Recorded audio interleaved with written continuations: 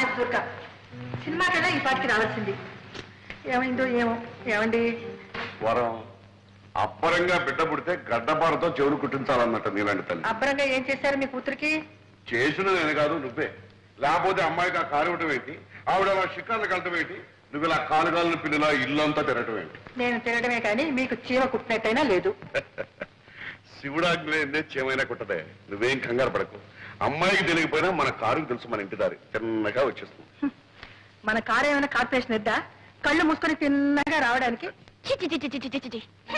ఎద్దు కాదు, మొద్దు కాదు, అంతకన్నా వర్స్ట్. పాడు కారు, డొక్కు కారు, దరిద్రపు కారు. ఎక్కడైనా అమ్మేస్తే పీడ వదులుతుంది.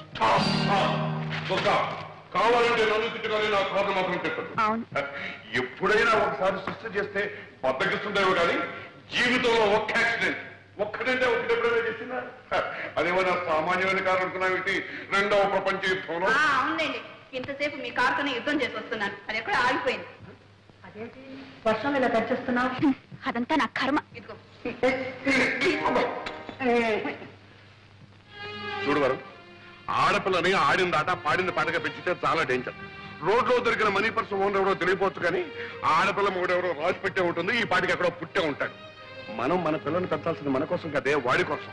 మనం ముద్దు చేస్తే వచ్చేవాడు ముద్దులు మొగడే ఉండాలా? పుట్టినింటి ముద్దులు పెట్టినింట్లో కూడా సాగాలా? ఏం పర్వాలేదు, అటువంటి వాడిని తీసుకొచ్చే పెళ్లి చేస్తాం. కావాలంటే ఈ రకం పెట్టుకుంటాం. అంటే ఒక ఆడపిల్లకి ఇంకో ఆడపిల్లనిచ్చి పెళ్లి చేస్తున్నాం అనమాట. ఏమిటండి మీ మాటలు? అమ్మా ఆకలి. వస్తున్నానమ్మా. ఏమిటి అమ్మాయికి ఆకలి ఎట్టిపోదండి? అమ్మాయికి ఆకలిస్తే అందరికి ఆకలిస్తే పెంచే కదా.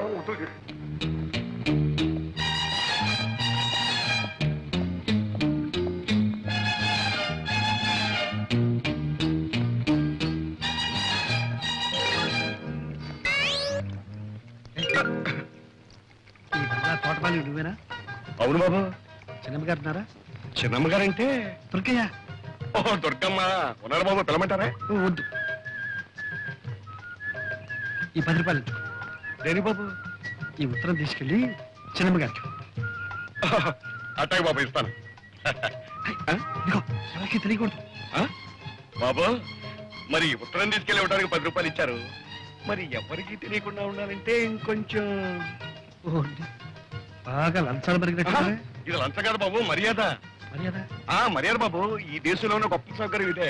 పైసా పారేస్తే ఎలాంటి పనైనా చేయించుకోవచ్చు బాబు. బాగా మరికావు. ఒకసారి చూసుకో పరిస్థితి.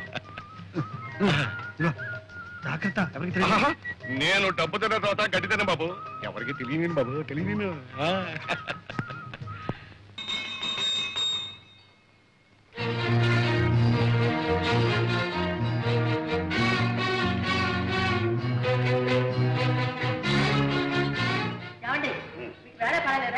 మీరు ఎప్పుడు పడితే అప్పుడు గంట కొట్టి చేతిలో ఉన్న పని పారేసి పరిగెత్తుకు రావాలి. రావాల్సింది. ఇది ఇల్లీగల్, అత్యవసర సమావేశం, emergency. Very good, very good. అందరూ వచ్చేసినట్టే కదా. ఇది ప్రస్తుతం మన దేశానికి చాలా అవసరమైంది. ఓకే, నౌకర్లు శాఖలు కూడా వచ్చినట్టున్నారు. ఇది మా కుటుంబ ఆంతరంగిక సమావేశం. మీరు మాత్రం వెళ్ళిపోండి. కూర్చోండి. ఈ అత్యవసర సమావేశం దేనికి అంటే మనం అత్యవసరంగా ఒక అత్యవసర విషయాన్ని గురించి చర్చించి ఒక నిర్ణయానికి రావటం అత్యవసరం. ఆ అత్యవసర విషయం ఏమిటి అంటే మన అమ్మాయి కుమారి దుర్గాదేవికి అత్యవసరంగా ఒక సంబంధాన్ని చూసి ఖాయపరిచి ముహూర్తం పెట్టించాం. ఇప్పుడు అమ్మాయి పెళ్లికి అవసరం వచ్చిందండి. ఇప్పుడు మనం తొందరపడకపోతే అమ్మాయే తొందరపడే అత్యవసర పరిస్థితి ఏర్పడితే మామగారు చెప్పిందే నిజమైతే అత్యవసరంగా ఆలోచించాలి మనం. ఏమిటా నిజం? నా కూతురు ఏమన్నా మొగుడో అని కలవరిస్తుందా?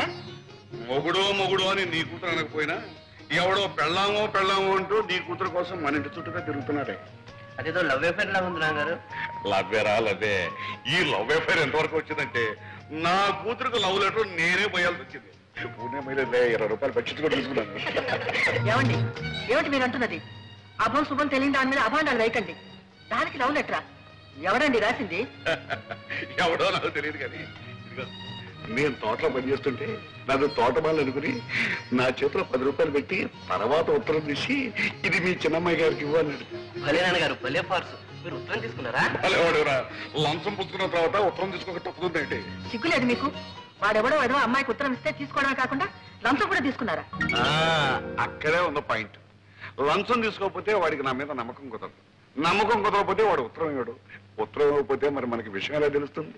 కరెక్ట్ మామగారు, కరెక్ట్. ఇది చాలా సీరియస్ విషయం. దీన్ని మనం చర్చించాలంటే మీరు ఆ ఉత్తరం సభ్యుల సమీక్షకు టేబుల్ మీద పెట్టాలి. ఇంకా ఉత్తరం నా దగ్గర ఉంది. ఆ అమ్మాయికి ఎప్పుడు అందజేశానుగా. అయ్యో కర్మ కర్మ. కన్న తండ్రిగా ఉండి టపామోసే పని ఏమిటండి? పోనీ ఆ ఉత్తరంలో ఏం రాశాడో చూశారా? తప్పు తప్పు. ఇతరుల ఉత్తరాలు చదవడం సంస్కారం కాదు, సభ్యత కాదు. కనుక ఇప్పుడు మనం చేయవలసింది ఏమిటి అంటే ఆ దొంగ వదం మళ్ళీ ఇక్కడికి వస్తే కాళ్ళు విరగొట్టడం కాదు, అంతకంటే ఒక మంచి వ్యర్థం అత్యవసరంగా చూసి అమ్మాయిని కట్టబెట్టడం ఉత్తమం, వివేకం. నాన్నగారు, సంబంధం చూడటం పెళ్లి చేయటం అంటే చాలా టైం పడుతుంది. ఈలోగా ఈ ప్రేమ వ్యవహారం కాస్త ముదిరి పంటకొస్తే సంబంధం చూడటం ఏంటో మీరు ఒప్పుకోవాలి. కానీ నా స్నేహితుడు కొడుకు రెడీగా ఉన్నాడు. మీ అందరూ ఓకే అంటే వెంటనే పిలిపిస్తాను. Okay okay okay okay. రండి బాబు రండి. తమను చూసి చాలా కాలం అయింది. చిన్నమ్మగారిని పిలవమంటారా? చిన్నమ్మగారు వద్దు కానీ మీ అయ్యగారు గోపాలరావు గారు ఉన్నారా? ఉన్నారు బాబు. ఇది తీసుకెళ్ళి ఆయనకి ఏడు బాబు, మొన్న ఏమో చిన్నమ్మగారికి ఇవ్వమన్నారు, ఇప్పుడు పెద్దయ్య గారికి ఇవ్వమంటున్నారు, రేపు పెద్దమ్మ గారికి కూడా ఇవ్వమంటారు ఏంటి? చిచి నీ అధిక ప్రసంగం నువ్వు తీసుకెళ్ళు. బాబు మరి మన మర్యాద మర్యాద బాగా అలవాటు పడిపోయావు.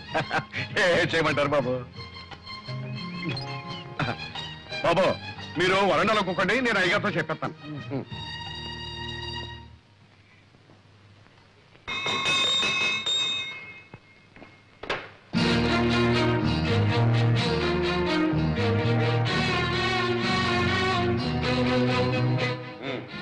అందరూ వచ్చినట్టేనా? మీ పద్ధతి ప్రకారం అందరం వచ్చాం. Very good. అమాత్రక బయట వాకిట్లో నా కోసం ఉత్తరం కాచున్నాడు, వెళ్ళి తీసుకురామ్మా. ఇది అత్యవసర సమావేశం కాదు, హాస్యరస సమావేశం. మీరంతా ఇప్పుడు ఒక మంచి నాటకం చూడబోతున్నారు. నమస్కారం. నువ్వేనా ప్రసాదివి? అవునండి. మా తోటమాలి చేత నాకు చీటీ పంపించింది కూడా నువ్వేనా? అవునండి. అలాగే 3 రోజుల ముందు మా తోటమాలికి లంచం ఇచ్చి మా అమ్మాయికి చీటీ పంపించింది కూడా నువ్వేనా? నిజం చెప్పు, నా మొహం చూసి చెప్పు. మీరు నేనేనయ్యా ఈ ఇంటి తోటమాలిని, ఈ ఇంటి యజమాని గోపాలరావుని. ఇప్పటికైనా అర్థమైందా? ఏమయ్యా, మా అమ్మాయికి లవ్ లెటర్ తెస్తావా? లవ్ లెటర్ నీకెన్ని గుండెలు? అదే లేదు మమ్మీ, సరళ పిక్నిక్ రమ్మని రాసిన ఉత్తరం. అదే ఇతరులకు తేవాలి.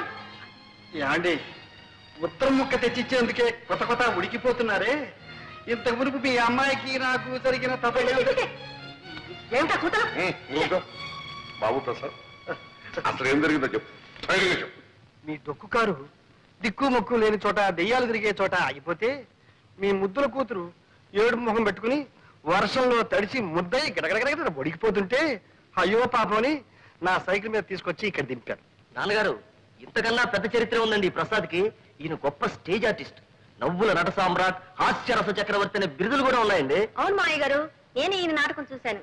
అత్తయ్య గారు, మీరు ఒకసారి ఈయన నాటకం చూశారంటే రోజుకు 3 సార్లు నవ్వుకుంటారు. అబ్బాయి, నువ్వు ఆర్టిస్టు కనుక నిన్ను క్షమిస్తున్నాను.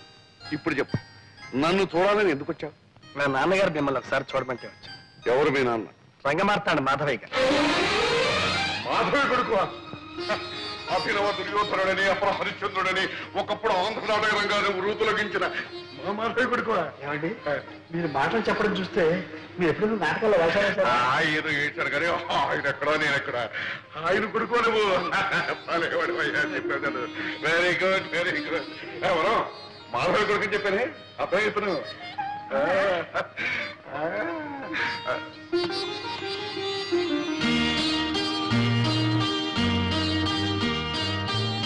చూడబ్బాయి, ఒకప్పుడు నేనే అన్నాను, ఒరే మాధవ, నా కూతురు నీ కోడలు చేస్తాను రాని.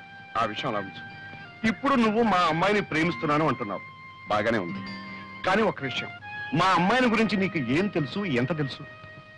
ఈ రోజు దాకా తెలిసింది మీ అమ్మాయి కాలేజీలో చదువుతుందని, కారులో వస్తుందని, కాస్త గేర మనిషిని. ఇప్పుడు కొత్తగా తెలిసింది ఆ అమ్మాయి మీ కూతురు. కరెక్ట్, అంతే కదా. అంచనిస్తూడం కంటే ఆదనిస్తూడం మంచిదన్నారు గనక మా అమ్మాయిని గురించి నీకు చెప్పాల్సినంత చెప్పిస్తున్నాను. అది పుట్టినప్పటి నుంచి మాకు బాగా కలిసి వచ్చిందనే ఉద్దేశంతో కొంచెం గారాబగా పెంచాం. అందుకని దానికి తలక మించిన గర్వం, గర్వానికి మించిన మొండితనాన్ని తలదనే మూర్ఖత్వం. మనిషి దుడుకు మాటకట్టు గాని పాపం మనసు వెన్నపోసలాంటిది. ఆవేశంలో టపడబా మాట్లాడేస్తుంది గాని తర్వాత బాధపడుతుంది. నిజం చెప్తున్నాను, నాకు మా అమ్మాయి ఎంత ముఖ్యం, నువ్వు కూడా అంతే ముఖ్యం. రేపు నువ్వు బాధపడకూడదు. అందుకని 2 రోజులు టైం తీసుకుని బాగా ఆలోచించుకుని చెప్పు. చేసుకుంటానంటే సంతోషం, చేసుకోకపోతే బాధ లేదు. అర్థమైంది కదా? అర్థమైంది.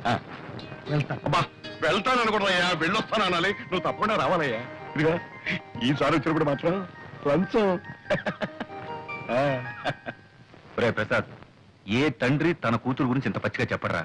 గోపాలరావు చెప్పాడు అంటే తన కూతురు నీకు ఇవ్వడం ఇష్టం లేక, తను చెప్పలేక నీకు నువ్వే తప్పుకునేందుకు ఎత్తువేశాడేమో నా అనుమానం. నే అలా అనుకోవడం లేదురా. రే, నాకు వేరే అనుమానం ఉందిరా. ఏమిట్రా? మన కార్లు, బంగళాలు, ఈ పటాటోపం అంతా చూసి దుర్గ ఇవన్నీ నావేనని అనుకుని ప్రేమిస్తుందేమో అని నా అనుమానం. ఏమో అనుకోపోతే ఎదురుపడి మాట్లాడితే పోలా? నేను మాట్లాడాలనుకుంటున్నాను. ఓకే, డైరెక్ట్ గానే చెప్పేస్తాను.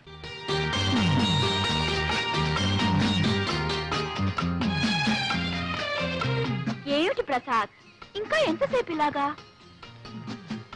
నేను ఇప్పుడు కొన్ని నిజాలు చెప్పబోతున్నాను. అలాగా? అయితే భగవద్గీత తెచ్చావా? దేవుని మీద ప్రమాణం చేసి నేనంతా నిజమే చెప్తాను, అబద్ధం చెప్పను అని ప్రమాణం చేయాలి. తమాషా కాదు దుర్గా, నా మాట విను. ఇంతకంటే ఏదైనా మంచి జోక్ చెప్పు, వింటాను. దుర్గా, నువ్వు అనుకుంటున్నట్టు నేను కోటీశ్వరుని కాదు.